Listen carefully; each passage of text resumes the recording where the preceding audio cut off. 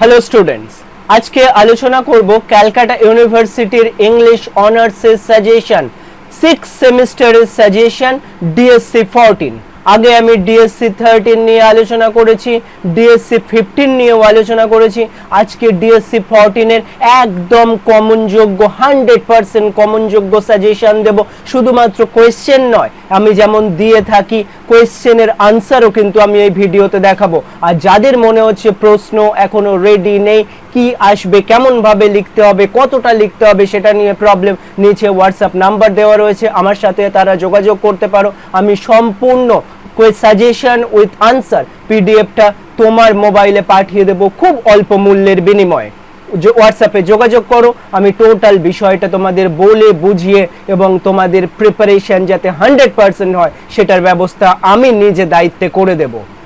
তাহলে আজকে আমরা দেখে নেব 6 সেমিস্টার 75 মার্কসের মডার্ন ইউরোপিয়ান ড্রামা ডিএসসি 14 এর সাজেশন। এবং সাজেশনগুলো আমি যেমন দিতে থাকি, প্রথমেই ডলস হাউস থেকে কম্বাইন্ড আনসার, অনেকগুলো প্রশ্নের একটাই মাত্র মাস্টার আনসার। দেখো, ক্যারেক্টার অফ নোরা হেলমার অনেক রকম ভাবে আসতে পারে।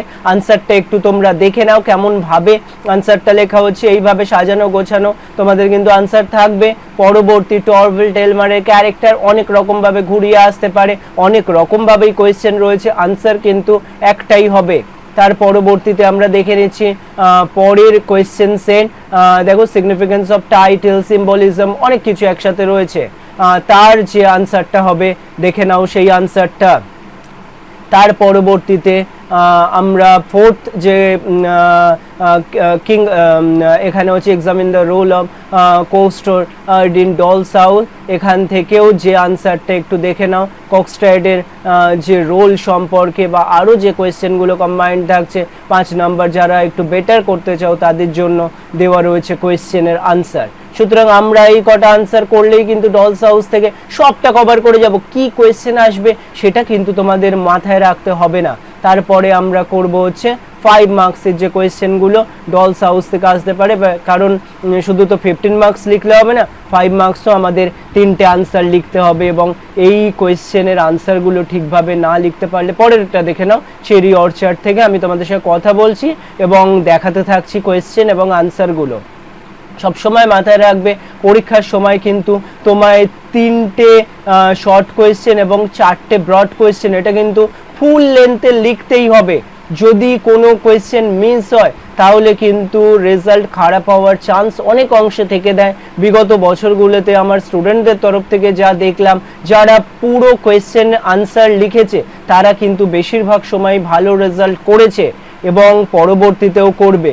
তাই আমি এমনভাবে কোয়েশ্চেনের সাজেশনটা রেডি করেছি যে পরীক্ষার হলে পৌঁছানোর আগেই তোমার যেন এটুকু নিশ্চিত থাকে, যে প্রশ্নই আসুক না কেন আমি সব কটা প্রশ্নের আনসার 100% দিতে পারবো। তার সঙ্গে সঙ্গে আরেকটা কথা বলবো, লেখার অভ্যেসটা খুব জরুরি।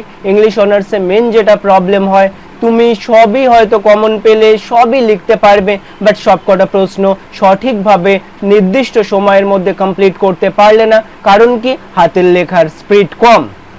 এই প্রবলেমটা যেন না হয়। তাহলে তোমরা দেখতে থাকছো তো অলরেডি, আমি কিন্তু এটাকে স্ক্রল করতে থাকছি পুরো পিডিএফটাকে, সমস্ত কোয়েশ্চেনের আনসারগুলো দেখাচ্ছি। কোয়েশ্চেনের আনসারগুলো আমি নির্দিষ্ট করে পড়ছি না, তোমরা অলরেডি স্ক্রিনে দেখতে পাচ্ছ, কারণ সেটা যদি করতে যাই অনেকটা বেশি সময় নেবে। আমি চেষ্টা করছি যত কম সময় সম্ভব তোমাদের এই মূল্যবান সময়টাকে কম নষ্ট করতে, কারণ এটা দেখে নিয়ে যদি মনে হয় পিডিএফের স্ক্রিনশটটাও তুলে নিতে পারো যাদের মনে হচ্ছে আনসার রেডি আছে। আর যাদের মনে হচ্ছে আনসার রেডি নেই তারা আমার সাথে যোগাযোগ করো। সম্পূর্ণ পিডিএফ যা দেখতে পাচ্ছ সবটা তোমার মোবাইলে খুব অল্প মূল্যের বিনিময়ে পাঠিয়ে দেব।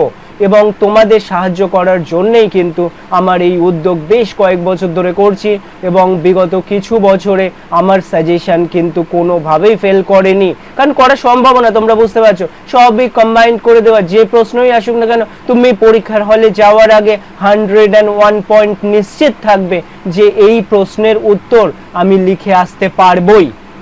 তাহলে তোমরা কোয়েশ্চেনের এই সেটটা দেখেই সেটা বুঝতে পারছো। আশা করি তোমার কোয়েশ্চেন সেটটা দেখে কিছুটা বুঝতে পারলে। আর যাদের প্রবলেম মনে হচ্ছে বলো আমাকে, আমি তোমাদের মোবাইলে পাঠিয়ে দেবো পুরো আনসার সেটটা। তাহলে পরের দিন আবার দেখা হবে অন্য কোনো পেপার নিয়ে।